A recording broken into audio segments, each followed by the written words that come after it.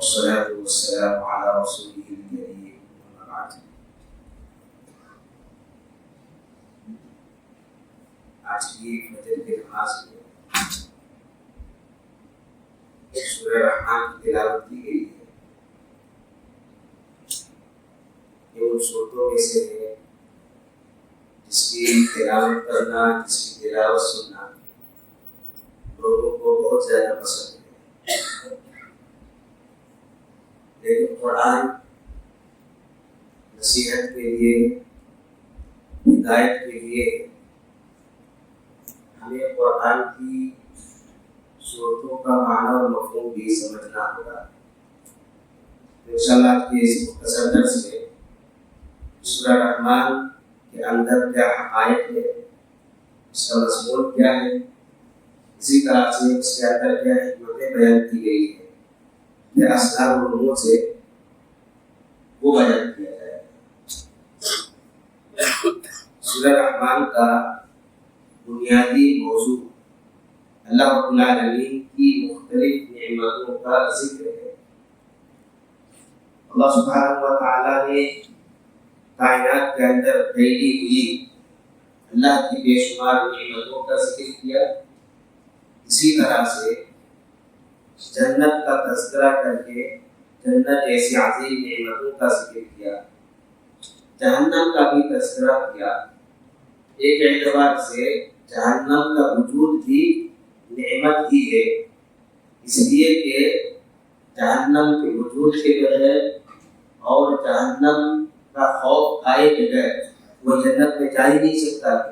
جو بھی جنتی جنت میں جائیں گے تو یقینی طور پر وہ جہنم سے ڈرتے ہیں، جہنم کے عذاب سے ڈرتے ہیں.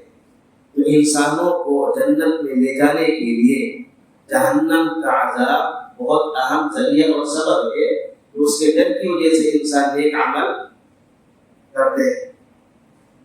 اللہ رب العالمین کی جو نعمتیں ہیں ان نعمتوں کو بیان کرنے سے پہلے اللہ نے اس سورہ کی ابتدا الرحمن سے کیا. الرحمن بہت ہی زیادہ رحم کرنے والا.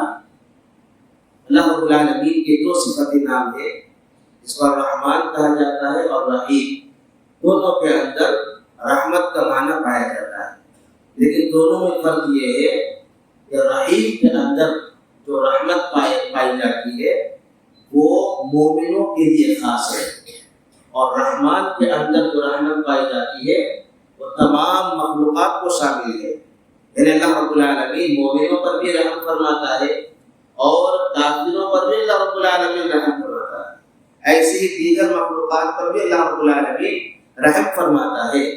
تو اللہ نے اس سورہ کی ابتدا جس کے اندر اللہ کی نعمتوں کا بیان ہے الرحمن سے کیا.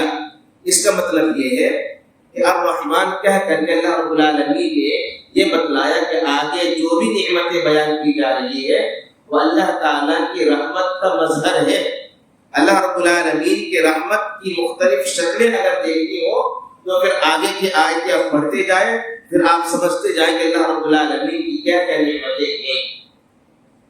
ان نعمتوں کے ذکر کے بیچ بیچ میں اللہ رب العالمین نے فَبِأَيِّ آلَاءِ رَبِّكُمَا تُكَذِّبَانِ کہا. کیا مطلب اس کا؟ کہ تم دونوں اپنے رب کی کن نعمتوں کو جھٹلاؤ گے. تم دونوں سے مراد یہاں پر انسان اور جنات دونوں ہیں. اللہ کے نبی صلی اللہ علیہ وسلم ایک مرتبہ وادی نخلا میں تلاوت کر رہے تھے اور جنات قرآن سن رہے تھے. آپ کو پتا ہے کہ وہ کون سی سورہ تلاوت کر رہے تھے؟ یہی سورہ تلاوت کر رہے تھے، سورہ رحمان، جس کی تلاوت سن کر کے وہ جنات کی جماعت اسلام میں آتی. اللہ کے نبی صلی اللہ علیہ وسلم کے ہاتھ مشرف پر اسلام ہو جاتے ہیں. سورہ رحمان ہی کے نبی صلی اللہ علیہ وسلم نے تلاوت کی، اور اس وقت جب وہ تلاوت سن رہے تھے تو جب اللہ کے نبی صلی اللہ علیہ وسلم یہ کہہ رہے تھے فَبِأَيِّ آلَاءِ رَبِّكُمَا تُكَذِّبَانِ، تم دونوں اپنے رب کی کن نعمتوں کو جھٹلاؤ گے، تو جنات وہ جواب دے رہے تھے لَا بِشَيْءٍ مِّن نِعْمَةِ رَبِّنَا نُكَذِّبُ، کہ ہم اپنے رب کی کسی بھی نعمت کو نہیں جھٹلاتے.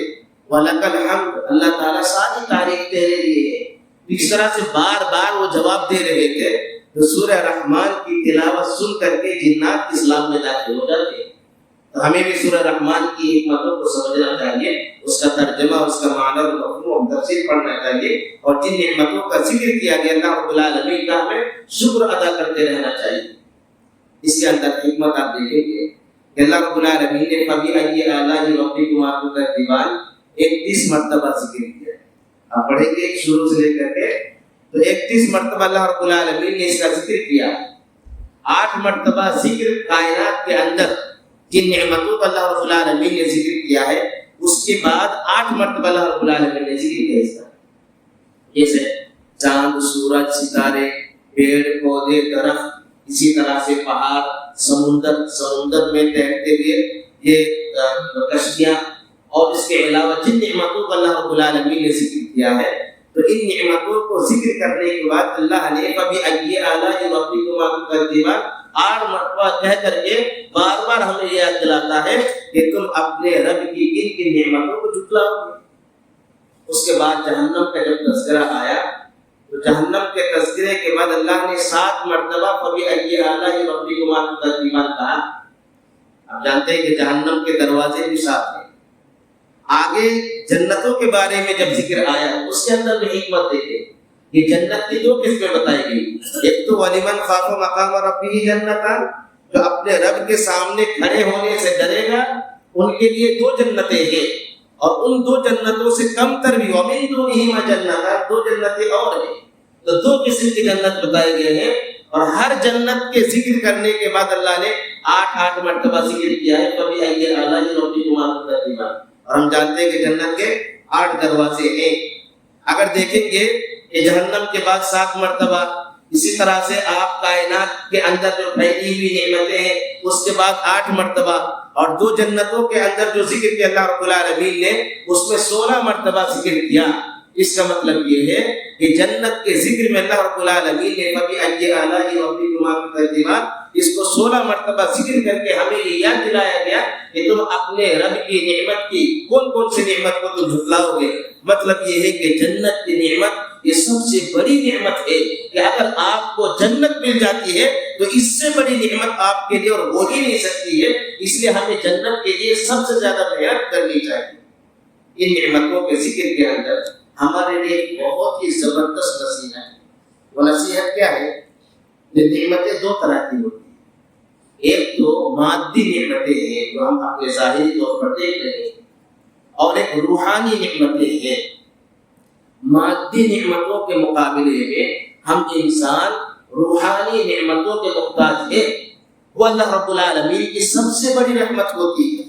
تو اللہ رب العالمین نے دونوں قسم کی نعمتوں کا ذکر کیا، یعنی روحانی نعمت بھی اور مادی نعمت بھی، اور دونوں نعمتیں اللہ رب العالمین کی رحمت ہے۔ لیکن آپ حیران ہوں گے قرآن کے اسلوب اور ترتیب سے، قرآن کے اندر جو نصیحت چھپی ہوتی ہے اس کے انداز بیان سے، کہ اللہ رب العالمین نے سب سے پہلے تو کہا الرحمن، وہ بڑا مہربان ہے، بڑا رحم کرنے والا۔ اس کے بعد بھی نعمتوں کا جو ذکر ہوا تو اللہ رب العالمین نے مادی نعمت کا ذکر نہیں کیا، روحانی نعمت کا ذکر سب سے پہلے کیا، کہا علم القرآن، جس نے تمہیں قرآن کو سکھایا۔ اس کے بعد کہا خلق الانسان، انسان کو پیدا کیا۔ اب دیکھیں انسان کا پیدا کرنے کا عمل پہلے اور قرآن کا سکھانے کا عمل بعد میں، لیکن قرآن کا تذکرہ یہاں پر پہلے اور انسان کی تخلیق کا ذکر بعد میں۔ مطلب یہ ہے کہ انسان کی تخلیق اگرچہ ہے کہ اللہ رب العالمین کی طرف سے انسان کو اللہ رب العالمین نے بنایا ہے، لیکن انسان سب سے زیادہ محتاج قرآن کا ہے، روحانی نعمت کا ہے، ہدایت کا ہے۔ تو اللہ رب العالمین نے تخلیق کے بعد اور تخلیق کے بعد کے جو نعمتیں ہیں ان نعمتوں کا ذکر سے پہلے سب سے پہلا ذکر اگر کسی نعمت کا کیا ہے تو وہ قرآن کی نعمت کا ذکر کیا ہے۔ اس کا مطلب یہ ہے کہ قرآن کی نعمت اور قرآن یہ اللہ رب العالمین کی طرف سے عظیم رحمت ہے۔ اس بات کو ہمیں سمجھنا ہوگا اور قرآن کی طرف رجوع کرنا ہوگا۔ بار بار ہم پڑھتے ہیں الرحمن علم القرآن، تو سب سے پہلے قرآن کا ذکر کر کے ہمیں یہ توجہ دلائی گئی ہے کہ قرآن کی طرف رجوع کیے بغیر نہ ہم ان نعمتوں کی شکر ادا کر سکتے ہیں، نہ ہم جہنم سے بچ سکتے ہیں، اور نہ ہم جنت میں داخل ہو سکتے ہیں۔ یہ تینوں قسم کی نعمتیں ذکر ہیں، لیکن سب سے پہلے قرآن کا ذکر کر کے یہ کہہ دیا گیا ہے کہ حقیقت میں ان نعمتوں کا شکر تبھی تم ادا کر سکتے ہو جب تم قرآن کی طرف رجوع ہو جاؤ گے۔